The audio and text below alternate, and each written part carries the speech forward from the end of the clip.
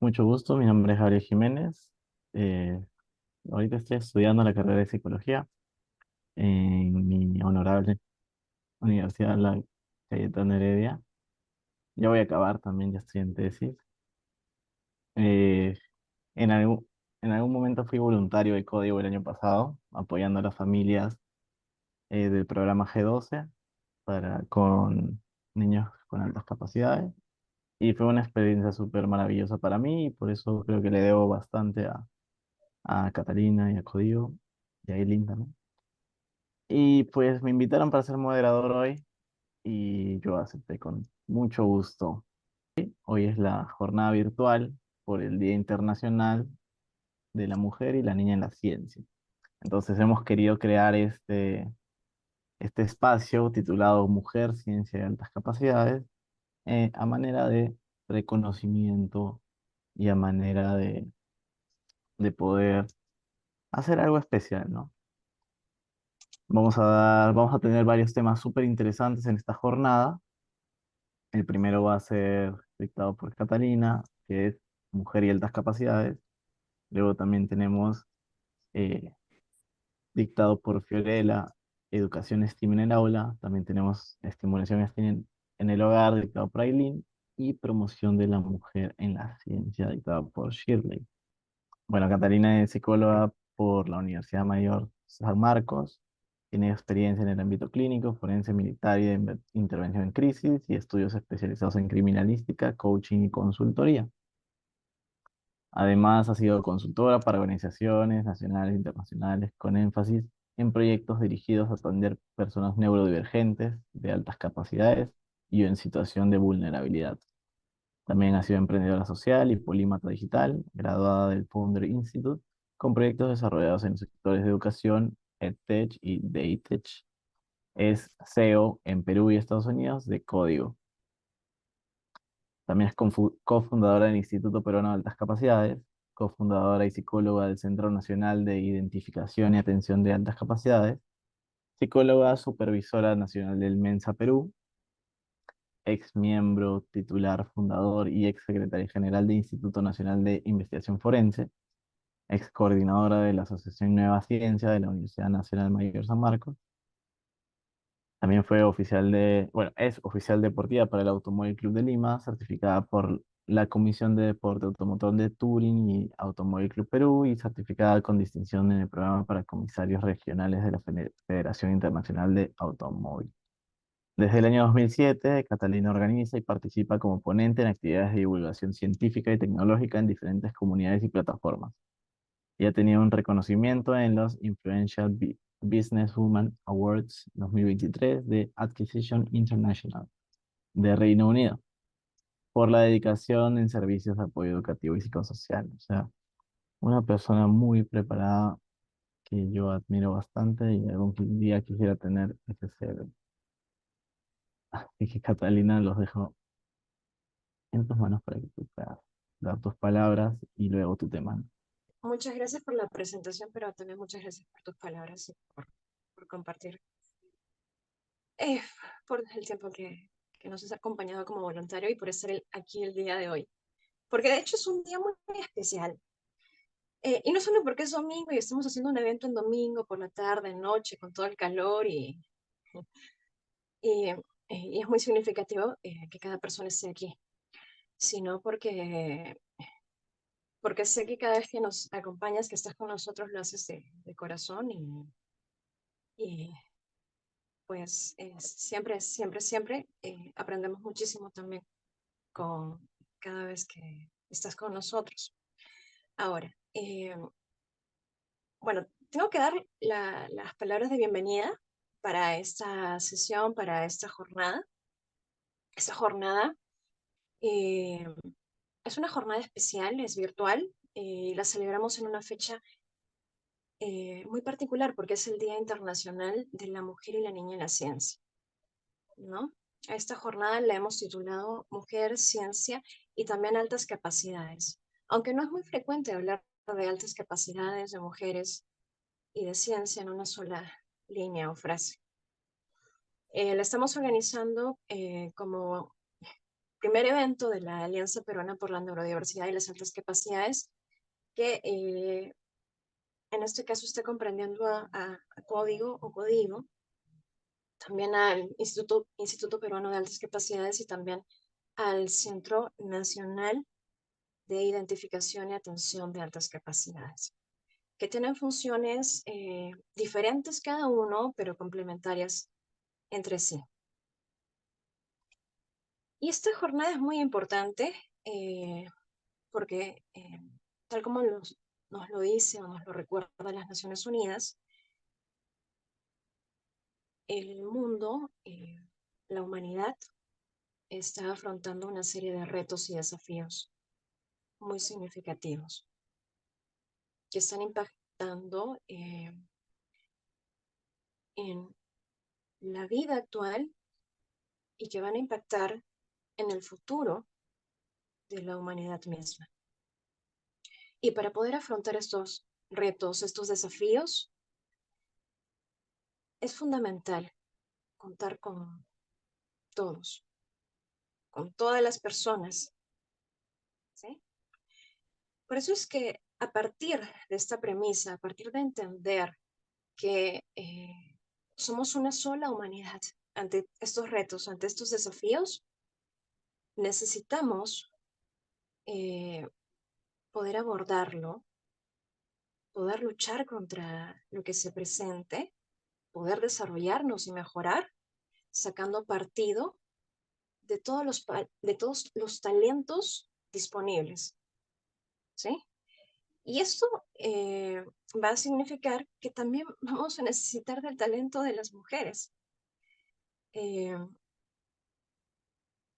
Tenemos que considerar, como lo dice Naciones Unidas, que la diversidad, en este caso en temas de investigación, es la que nos ayuda a tener una reserva más grande de investigadores, de talentos, de perspectivas. Y es por eso que en el 2011 surge este día como un recordatorio de que las mujeres y las niñas están desempeñando un papel significativo, un papel decisivo en las comunidades científicas y tecnológicas.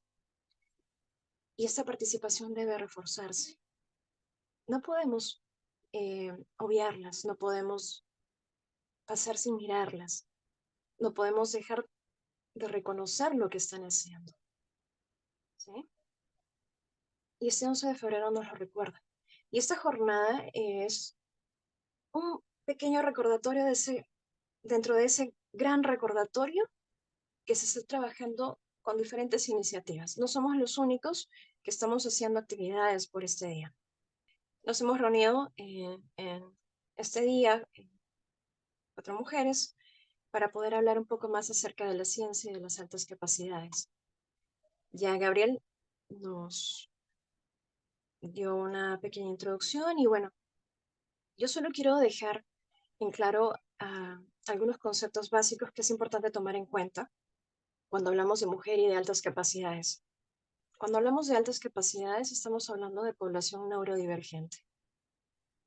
Hablar de población neurodivergente significa hablar de personas que tienen un funcionamiento mental y un sistema nervioso que se comporta de una manera distinta a lo esperada para la mayoría de personas, por lo cual van a darse algunas características diferentes, particulares, con respecto a lo que son sus funciones mentales, con respecto a lo que es la memoria, por ejemplo, eh, cómo se da cómo se dan las emociones, la motivación, entre entre otras características.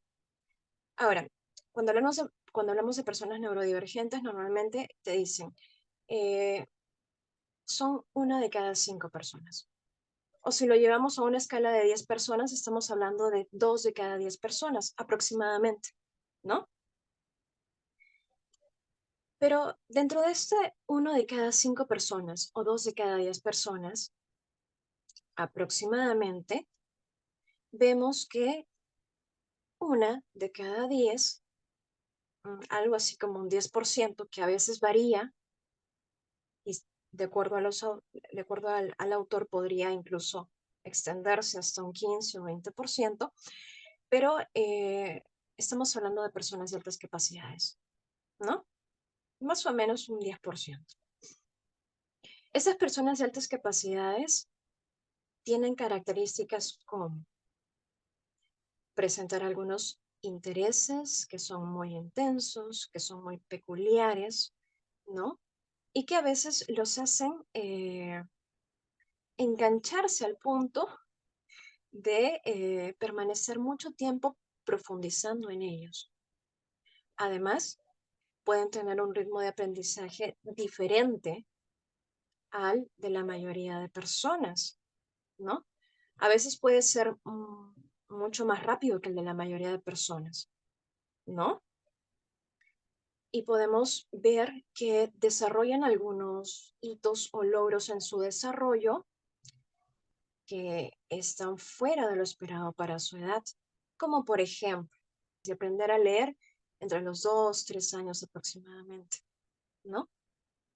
O que le gusten tanto los números que, por ejemplo, tengamos pequeños de 4 años que, a quienes les encanta sacar la raíz cuadrada de 169, mientras que en su entorno escolar la meta a fin de año es que los niños aprendan a contar hasta el 10, ¿no? Entonces, nos estamos dando cuenta de que pueden darse también algunas características de precocidad en torno al desarrollo y los hitos que van alcanzando. Además, también pueden ser personas con una sensibilidad importante en cuanto a lo emocional, en cuanto a lo sensorial también, ¿sí?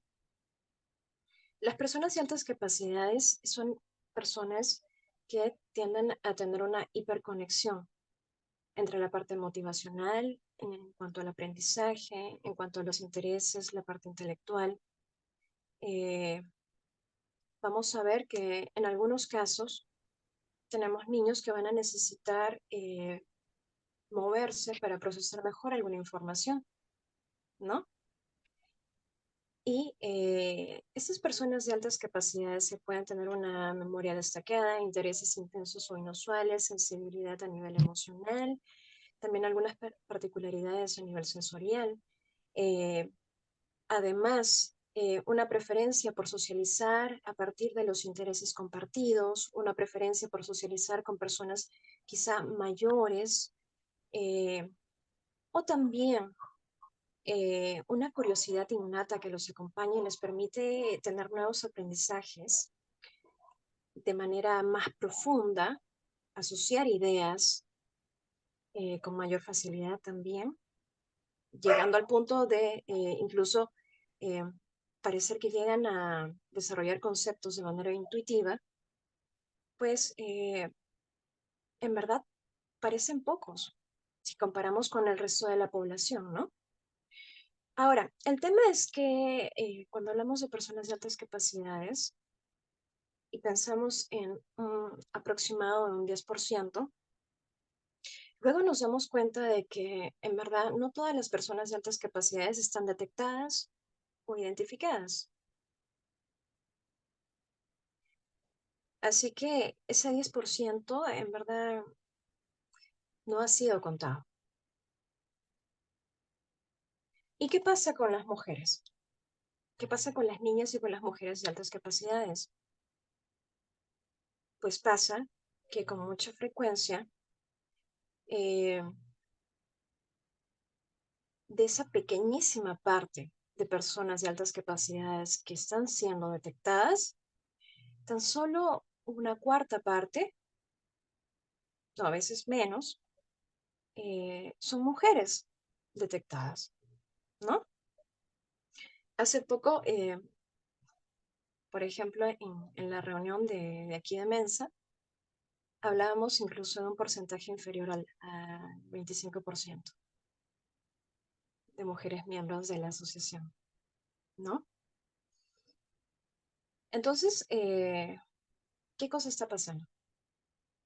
¿Qué factores están influyendo en que las mujeres y las niñas de altas capacidades no sean reconocidas como tales? Diferentes autores hablan de una serie de factores y de barreras tanto internas como externas que están influyendo en esos procesos de detección, de identificación y de correspondiente atención y acercamiento a las oportunidades de desarrollo. Pero algo de lo que se suele hablar a nivel clínico y algunos autores que tienen también mucha experiencia en temas prácticos, en temas clínicos, hacen esta salvedad, que cuando vemos a un niño o a un hombre, a un varón, del que se sospecha tener altas capacidades, lo primero que se menciona al describirlo es que es un niño o una persona muy hábil en algún área en particular o en cuanto a su aprendizaje, ¿no? Inteligente, ¿no? Es reconocido como una persona inteligente, hábil, o en algunos casos también una persona que le va bien en algún aspecto de su vida, ¿no? Pero cuando llegan familias o llegan mujeres ya adultas de altas capacidades o quienes presuman tener altas capacidades, normalmente empiezan diciendo, ¿sí?, que se sienten diferentes, que se sienten extrañas o raras o que sienten que algo anda mal con ellas. Normalmente quienes tienen experiencia clínica en atención de personas de altas capacidades van a ver esto, ¿no? Y es una diferencia muy, muy notoria. Y después de que dicen esto, recién te mencionan que vieron alguna noticia con la que se identificaron y recordaron que en algún momento de su vida les interesaba algún tema en particular o que en algún momento de su vida les fue bien eh, a nivel de aprendizajes, ¿no? En algo. Pero luego eso fue bajando, luego eso se fue perdiendo y más fue ganando esta sensación de extrañeza, ¿no? O de que algo no estaba marchando bien. Es más, en la experiencia de Código, por ejemplo, eh, casi todas las personas que llegan con nosotros a una entrevista inicial y luego pasan por una evaluación, prácticamente la mayoría o casi todas, finalmente al cabo del proceso de evaluación, se le confirma que sí es una persona de altas capacidades, porque tenemos un proceso de, como de filtro. Además de estas charlas, tenemos una entrevista inicial. Además de la entrevista inicial, tenemos un proceso de admisión de historia psicológica. Y luego vienen las pruebas. Entonces, si pasas por ese filtro, normalmente las personas, al cabo de esta evaluación, pues a casi la mayoría se les confirma.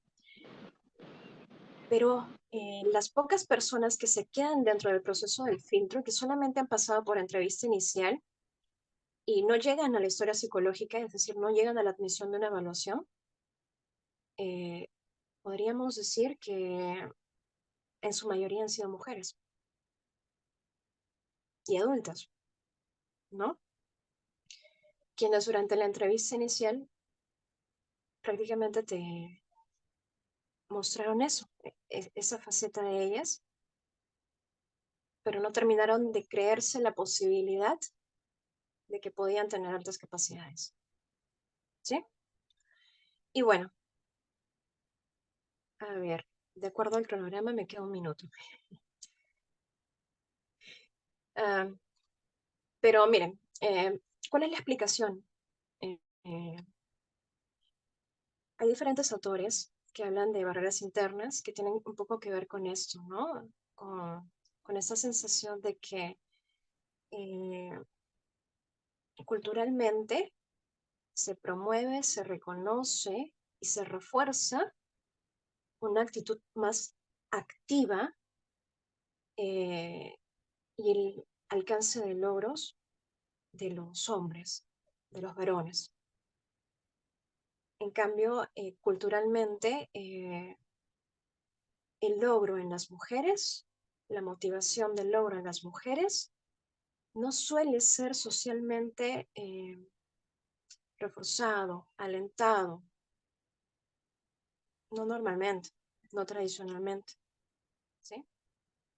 Y muchas veces, si vemos a una pequeña niña que tiende a levantar la mano para responder, o tiende a preguntar de más, o tiende a dar sus argumentos ante algunas situaciones o plantear una perspectiva de manera activa, a veces puede ser eh, mal visto o puede ser concebido como extraño, ¿no?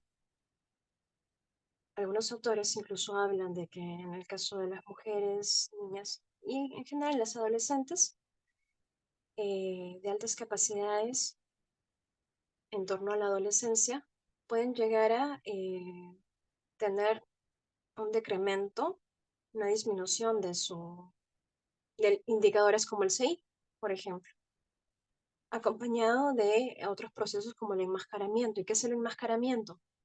Simplemente el tratar de comportarse de una manera tal que eh, no llame mucho la atención o que no sean vistas como raras o extrañas, o tratar de hacer esfuerzos significativos, a veces desgastantes, para poder encajar en diferentes entornos y ser finalmente aceptada socialmente o no vista de una manera muy rara socialmente, ¿sí? Bueno, eh, ¿qué podemos hacer? Solo dos ejemplos de otros ámbitos, ¿no? Hace poco, en el mes pasado, en enero, la revista Nature publicó un artículo en el que nos dicen que las mujeres con TDAH, que ojo, las mujeres con TDAH también son población neurodivergente,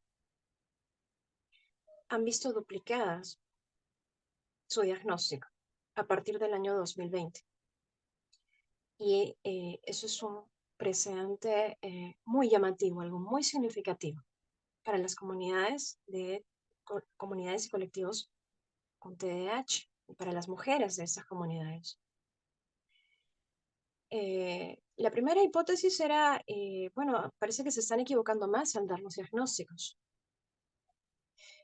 pero esa hipótesis quedó descartada. Lo que pasa es que a partir del 2020, con la llegada de la pandemia y con el reenfoque y con el cambio en cuanto a las perspectivas que tenemos sobre las diferencias personales, interpersonales y el poner en valor la diversidad de las personas, también se ha puesto más en foco la neurodiversidad y los profesionales están tomando mayor conciencia sobre los perfiles neurodiversos, sobre los perfiles neurodivergentes. En resumidas cuentas, mis colegas están poniendo las pilas, se están formando. En las comunidades y colectivos se está hablando más acerca de diversidad, de neurodivergencia. Se está entendiendo mejor se están entendiendo mejor estas condiciones.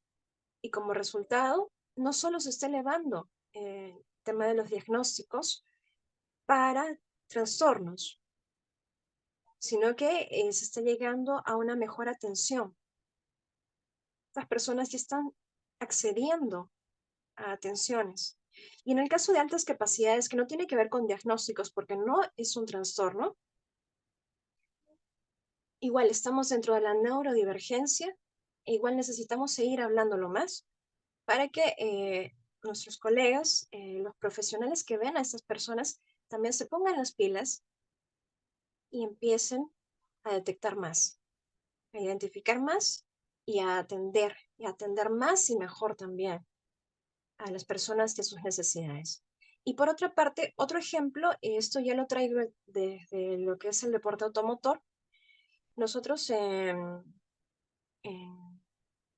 FIA, en tema de carreras y deporte automotor, también empezamos a tener programas e iniciativas para poder alentar la participación de las mujeres en actividades que comúnmente no son asociadas a mujeres. Y se está reforzando su participación a través eh, de tener imágenes referentes mujeres que se desarrollan en estos ámbitos y que están alcanzando algunos logros y que ya no son etiquetadas como personas raras o extrañas y que no es que algo esté andando mal con ellas, ¿sí? Algo así es lo que también podemos hacer. Y es que ese es el motivo por el cual estamos aquí el día de hoy, ¿no? Para poder hablarlo más y para poder también compartir con los referentes que tenemos. Muchas gracias.